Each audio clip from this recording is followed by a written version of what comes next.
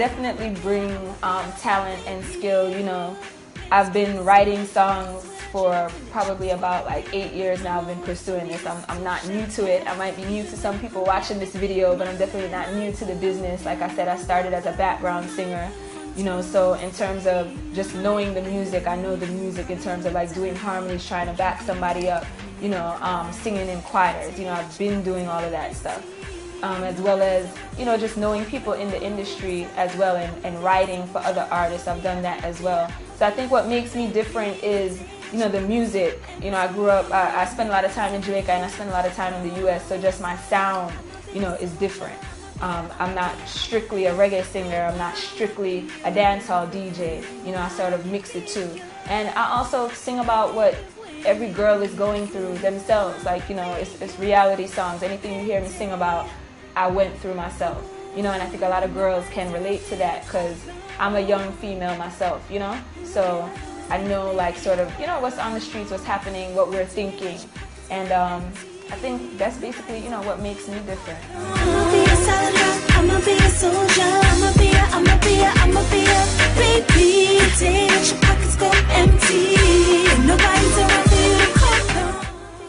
I think a big thing is being respected as just a person. I think, you know, the industry is male dominated.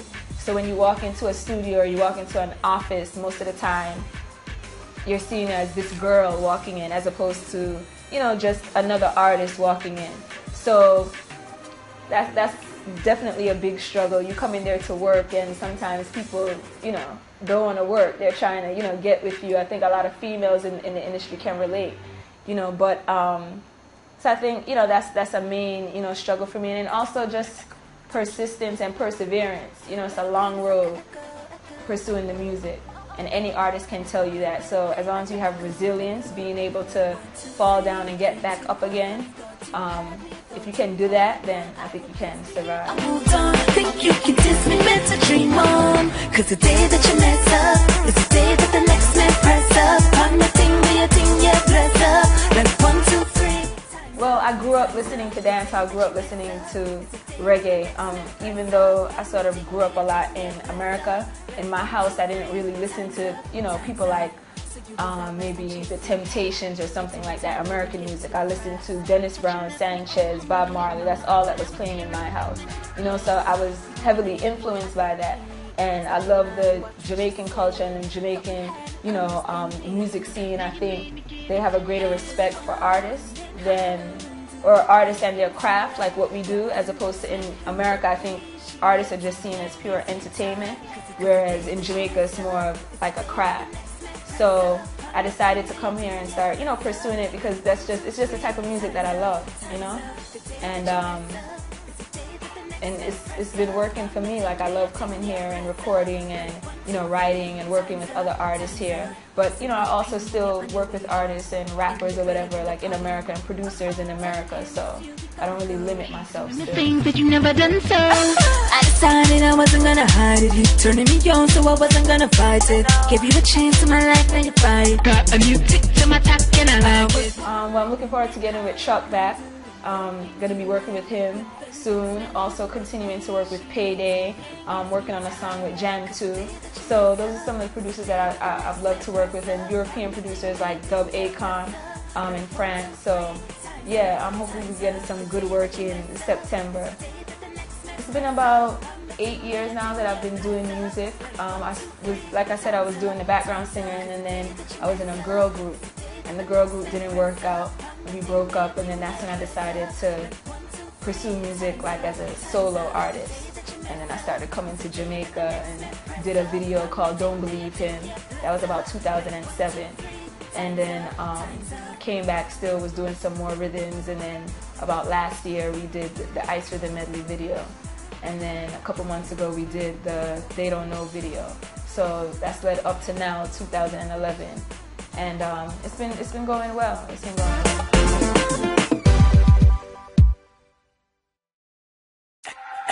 Echo in production. Better play this like an echo. Well, as you speak, I just finished a series of shows in the U.S., opening for Munga and then opening for iOctane, and we did Reggae Summer Splash in Connecticut. So those have been a series of shows I've been doing, and I just got back to Jamaica a couple days ago, and now just working on a whole bunch of rhythms and trying to find that hit for the Christmas time. It was good, you know. I loved, I got to open up for these artists as well as watch them and how they work the stage, you know, so I learned a lot from them as well. So, and then also just, you know, being on the road is a great experience. So it was great. I was hearing a romantic call. Who you playing, boy? I got game. Stop your line, watch what you say. Thought we had an understanding. Now you made me give it to him. Yeah, I think you have to. I think the best way to build a fan base is to perform. You know, a lot of people, they get to see you, they get to know the artist, they get to know your songs, and that's probably, you know, the best surefire way to build your fan base is to perform so people know you. You know, even though, yeah, you have to, you know, promote on the internet right now and do a whole bunch of promotion on the internet and do a whole bunch of promotion on, you know, the radio. I think the best way is to keep performing. You can't not perform. You know, you can't be the studio artist that, you know, just stays in the studio and doesn't do, you know, any performances. So I try to continue to perform, whether it's like a little show or even if it's like a big concert, you know, and reach out to the people and whatever, hand out CDs, you know, so they get to know myself, Nefatari, and also know the song. Who appreciates me and gives me time. Cause the day that you mess up is the day that the next man press up. I'm nothing, do your thing, yeah, bless up. Like 1, 2. You know, I don't really have like a set number to like how I do it, but I kind of do a mix of whenever I'm in the vibe, I voice and I write, and a mix of, look, I'm on a deadline and the producer needs the song by whatever, such and such a date, you know, and I have to get it done today because they need it tomorrow. So it's sort of a mix like that. You know, I can do maybe like voice like 4 songs, you know, this week, and then next week only voice 1 song, you know, because of, you know, whatever might be going on. Maybe I'm on the road, or I'm performing more than last week, or, you know, I'm writing this week more than recording, you know, so I don't really have a set way to it works. It's kind of like no method to the madness.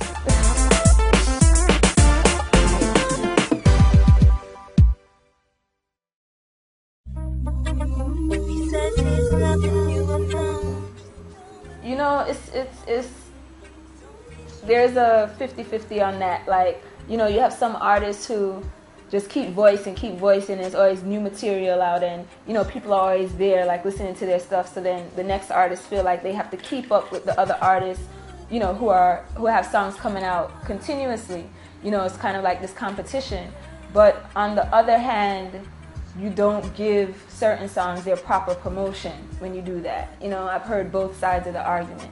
It's like, you know, somebody can have one song and be promoting that song and pushing it for a whole year. I've seen that happen, you know, living off of one song for a whole year.